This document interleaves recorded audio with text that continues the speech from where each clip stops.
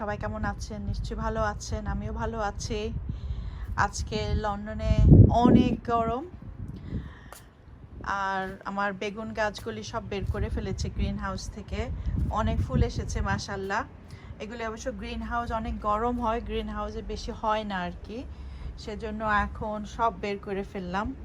আর আমার টমেটো গাছে এখনও অনেক টমেটো আছে, অনেক টমেটো আমি সেদিন উঠালাম, অনেকগুলি চাটনি বানিয়ে বোতলে রেখে দিয়েছি। আর এই হলো আমার করলা গাছের অবস্থা। এখনো অনেক ফুল আসছে, এখনো অনেক করলা আছে গাছে। আর করলা তো প্রত্যেক সপ্তাহে খাচ্ছি উঠিয়ে উঠিয়ে। আর পুঁই শাকও হচ্ছে অনেক নিচে ওইদিকে মাশাল্লাহ। আর এগুলি হলো এই দেশের সিম। এই গাছগুলি এরকমই হয় যে সিম হচ্ছে, আর এই সিমগুলি কিন্তু খুবই খেতে মজা। এগুলি ফ্রেঞ্চ বিনস বলে, যেগুলি অনেকটা ছোট ছোট বটবটি বলা যায় আর কি। তো আজকে এত গরম, তো ভাবছি একটু ড্রিঙ্ক বানাবো। আমার কাছে আপেল আছে অনেকগুলি, আপেল দিয়ে একটু জুস বানাবো। এই জুসটা খেতে কিন্তু খুব মজা লাগে, যে কোনো আপেল দিয়েই হয়। আর এই গাছটা হইলো রানা বিনস। এইটা সিমের মতোই কিন্তু লম্বা লম্বা হয়। এই রানা বিনসটা খেতে অনেক মজা, আর আলু ভাজির সাথে দিলে চিকন চিকন করে কেটে খুবই মজা লাগে। আর এই গাছে কোনো যত্নই করতে হয় না, এটা নিজে নিজেই উপরে উঠে নিজে নিজেই ফুল ফুটে নিজে নিজেই হয়, সব কিছু নিজে নিজেই হয়ে যায়।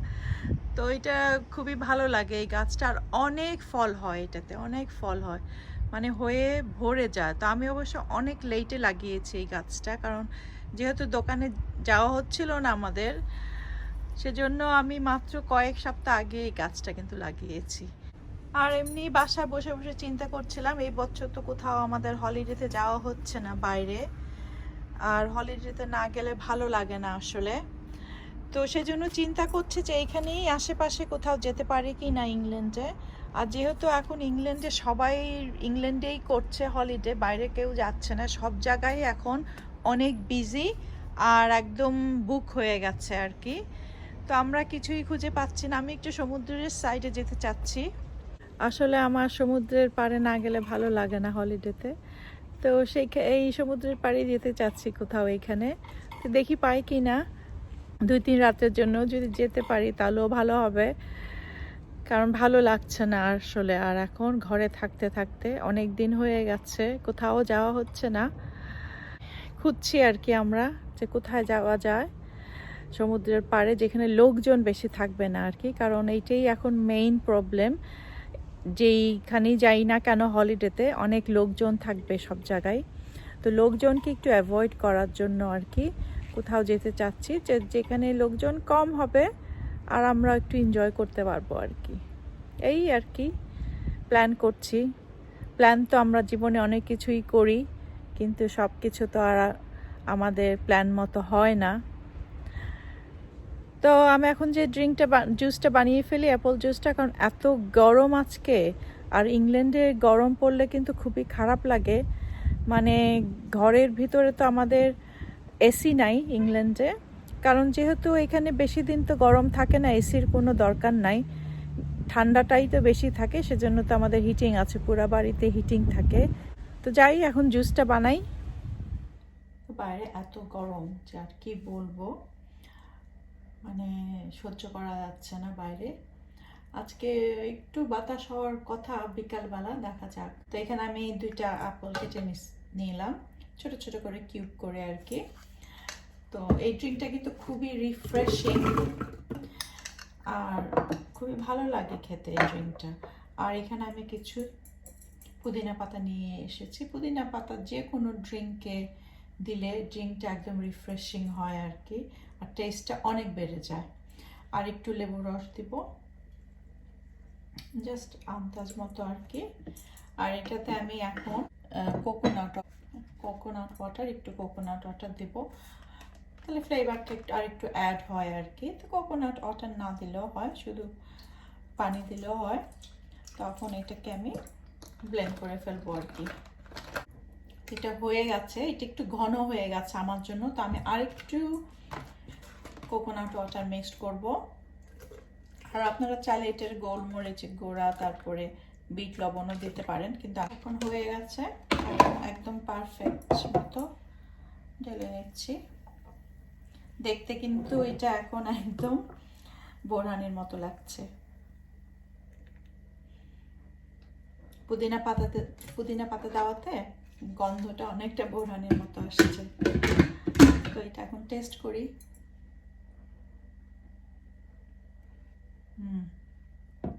অনেক রিফ্রেশিং। এই জুসটা আমি এখন বাইরে বসে বসে খাবো। আজকে চিকেন ব্রেস্টের কাটলেট বানাবো কিছু, তো ভাবলাম এটা শেয়ার করি বানাচ্ছি যখন। তো এখানে আমার 3টা চিকেন ব্রেস্ট আছে, বড় বড় চিকেন ব্রেস্ট। এখানে একটু বিট করে নিব, এটা হলো স্টেক বিটার যেটা আর কি, এটা দিয়ে একটু বিট করলে একটু সফট হবে আর কি, কারণ জায়গাটা অনেক বড়। তো এরকমভাবে একটু বিট করে নিব পুরাটা নরম করার জন্য। যে কোনো মাংস এটাতে বিট করলে অনেকটা খানি সফট হয়ে যায়।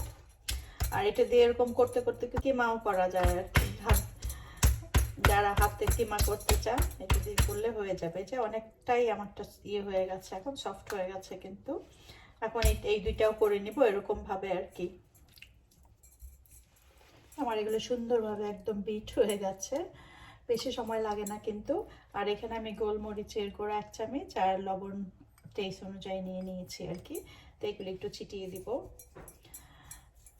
এই কাটলেটটা খেতে কিন্তু খুবই মজা লাগে, এবং এটা নাস্তা হিসাবে বা ডিনার হিসাবে খাওয়া যায়, সাথে একটু সালাদ বা যে কোনো কিছু ভেজিটেবল দিয়ে করে ফেলে টেস্ট হয় অনেক। আর এখন দিয়ে দেব একটু রসুন বাটা।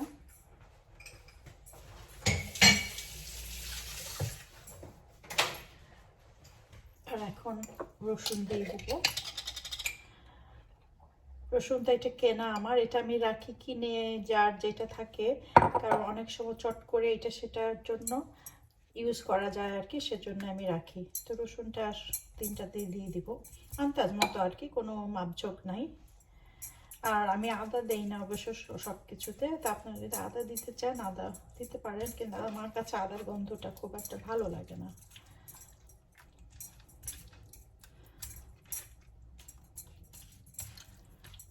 এরকমভাবে দিব। আর একটু দিয়ে দিব এখানে লাল মরিচের গুঁড়া, আর একটু হার্ব আছে আর কি। এগুলি হলো পার্সলে আছে, বেজল আছে, সব মিক্সড করা একটা হার্ব। এটা অল্প অল্প করে ছিটিয়ে দিব, তাহলে ফ্লেভারটা ভালো হয়। আর যেহেতু মরিচ আছে একটু ঝাল ঝাল হয়, ভালো লাগে আর কি খেতে। দুই পাশে দিয়ে দেব। দিয়ে এখন এটাকে একটুখানি রেখে দিব ম্যারিনেট হতে, সবগুলি মশলা যাতে এটার সাথে যায় আর কি ভালোভাবে। মশলা তো ওরকম কিছু দেই নেই, মানে যাই যতটুকুই দিয়েছি যাতে ভালোভাবে যায়। আর এখন একটু লেবুর রস দিয়ে দিব এটাতে। লেবুটা একটু টেন্ডারাইজ করবে আর কি, একটু সফট করে আনবে সব কিছু। লেবুর রস দিয়ে দিচ্ছি। তা এখন আমি এটাকে এরকম ভাবেই আধা ঘন্টা খানেক রেখে দেব। তারপর আধা ঘন্টা খানেক পরে আসছি আবার আমি। আমার বাসার ব্রেড ক্রাম শেষ হয়ে গেছে, তো আমি এখন যেটা করব রুটি দিয়ে আমি বানিয়ে নিব। তো রুটির যে সাইডের এগুলি কেটে নিব। আর এটা কিন্তু আমি টোস্ট করব না, এমনি ক্রাম বানাই ফেলবো, কারণ যেহেতু এটা আমি ইউজ করে ফেলবো, এটা টোস্ট করার কোনো দরকার নাই। আর আপনারা যদি রাখতে চাইতাম তাহলে তখন টোস্ট করে আমি করি, এবং ওইটা অনেক দিন থাকে। আর এটা তো রাখা যাবে না, এটা সাথে সাথে ইউজ করা যাবে। এই ব্রেড ক্রামটা কিন্তু ভালো লাগে, অনেক অনেক ক্রাঞ্চি হয়, যেটা ফ্রেশ রুটি দিয়ে করা হয়। এটা যে কোনো রুটি দিয়েই, পাউরুটি দিয়ে করা যাবে। হোয়াইটই ভালো হয়, ব্রাউন ব্রেড ক্রাম কিন্তু অত ভালো হয় না। আমি এটাকে এখন একটা ব্লেন্ডারে দিয়ে করে ফেলবো আর কি। তো এই ব্লেন্ডারে আমি রুটিগুলি দিয়ে ব্লেন্ড করে ফেলবো। তো খুবই ইজি। যদি কখনো বাড়িতে ব্রেড ক্রাম করা না থাকে, রুটি তো থাকেই আমাদের বাসায় সব সময়, রুটি দিয়ে চট করে দেওয়া যায় আর কি। ব্লেন্ডার অন করে দেওয়া।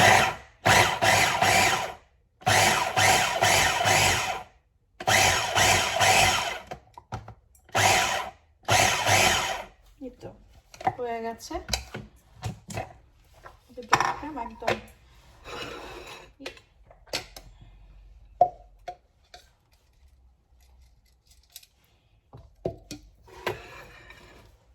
তো হয়ে গেল ব্রেড ক্রাম। এখন এটার মধ্যে আমি একটু গোলমরিচের গুঁড়া আর একটু মরিচের গুঁড়া অ্যাড করব, তাহলে টেস্টটা ভালো হয় আর কি। তো এটার মধ্যে একটু মরিচের গুঁড়া আর গোলমরিচের গুঁড়া দিয়ে দিলাম। আর এখানে আমি একটা ডিম ফেটে নিয়েছি। আর চুলাতে কিন্তু ফ্রাইং প্যান দিয়ে দিলাম, আমি তেল দিয়ে ফ্রাইং প্যানটা দিয়ে দিয়েছি কাটলেটটা ভাজার জন্য আর কি। তো এখানে আগে আমি ডিমের মধ্যে একটু চুবিয়ে নিব,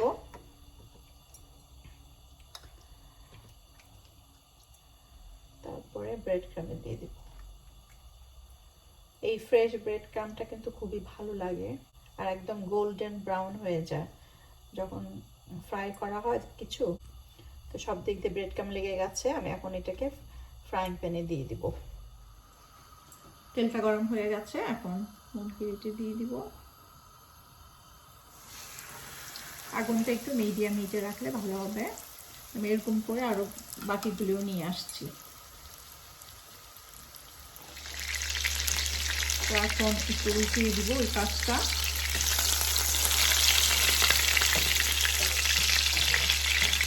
একদম গোল্ডেন ব্রাউন হয়ে যাচ্ছে, কিন্তু একটু দিয়ে করি তাহলে ইজি হবে।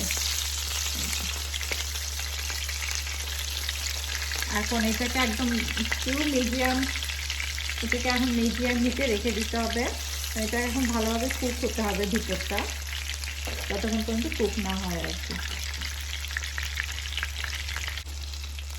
তো মুরগিটা এখন কিন্তু অনেকটাই হয়ে গেছে। তো এখন আমি যেটা করব, এটাকে উঠিয়ে আমি এখন একটু ওভেনে দিয়ে দিব। ওভেনে দেওয়ার দরকার নাই, এইখানেও শেষ করা যায় ফ্রাই, কিন্তু যেহেতু আমরা একটু লেটে খাবো সেজন্য এটা আমি এখান থেকে উঠিয়ে একটু ওভেনে রেখে দিব, যাতে গরম থাকে আর কি, সেজন্যই। তা না হলে এখন যদি আমরা খেতাম এখান থেকেই খাওয়া যেত আর কি, আর ওভেনে রাখতে হতো না। তো এটা কিন্তু অনেক ক্রিস্পি হয়েছে, যে এরকমভাবে ক্রিস্পি। আর ইচ্ছা করলে এটা কেটে কেটেও দেওয়া যায়, আর এরকমভাবেও যে কোনো সস দিয়েই খাওয়া যায়। এইগুলি হচ্ছে আমাদের রাত্রের খাবার। এইগুলি আর রেসিপিতে দেখানোর কিছু নাই। বেগুন শাক ভাজা আর মাছ এখানে ভাজা, আর এখানে আমি গাছের করলা উঠিয়েছিলাম, এটা আলু দিয়ে করলাম আর কি। গাছে কিন্তু এখনো অনেক করলা আছে আমার। তো রান্না আমার প্রায় শেষ। ও আর এখানে আমি গাছে যে টমেটো উঠিয়েছিলাম, টমেটো টক করেছি কিন্তু ছোট মাছ দিয়ে। এই হলো আমার রাত্রের খাবার দাবার। অনেক গরম লাগছে, এখন রান্নাটা শেষ করে একটু বাগানে যেতে হবে। রান্না করে চলে আসছি, এত গরম লাগছে যে কি বলবো, মনে হচ্ছে যে ড্রিপ ড্রিপ করে মনে হয় শাওয়ারের মতো গা থেকে পড়ছে আর কি। তো এখন আর একটা কাজ বাকি আছে আমার। এখন যে কাজটা করব সেটা হলো মুরগির ঘরগুলো পরিষ্কার করব। তো এটা আর একটা কাজ। তো শাওয়ার করিনি এখনো, তো যেহেতু এখনো শাওয়ার করি নাই, তো ভাবলাম যে মুরগির ঘরটা পরিষ্কার করে নেই, করে তারপরে শাওয়ার করব আর কি একসাথে। মুরগিগুলিকে একটু ছেড়ে দিলাম, আর মুরগিগুলি আমার গাছটা সব নষ্ট করছে আর কি। তো এখন এইভাবে ওদের ঘরটাকে তাড়াতাড়ি ক্লিন করে ফেলবো, ক্লিন করে আবার ঢুকিয়ে ফেলবো। তো শাওয়ার করে বের হয়ে গেছি, কিন্তু গরম লাগছে সেজন্য আমার ছোট্ট একটা ফ্যান আছে, এই ফ্যানটা অন করে দিয়েছি। আর চুলটা ড্রাই করব না, হেয়ার ড্রায়ার অন করলেই আবার গরম লাগবে, সেজন্য চুলটা এরকমভাবেই নর্মালি ড্রাই হয়ে যাবে আর কি। আর এখন অনেক রাত হয়ে গেছে অবশ্য, এখন যে মুরগিগুলিকে ঢুকাতে হবে মুরগিগুলিকে ঢুকাইনি আমি, ভাবলাম ওদের একটু ফ্রেশ এয়ার লাগুক। মুরগি ঢুকিয়ে তারপর আমরা খেয়ে নিব এখন রাত্রের খাবার। তা আপনারা সবাই ভালো থাকেন, সুস্থ থাকেন। আল্লাহ হাফেজ।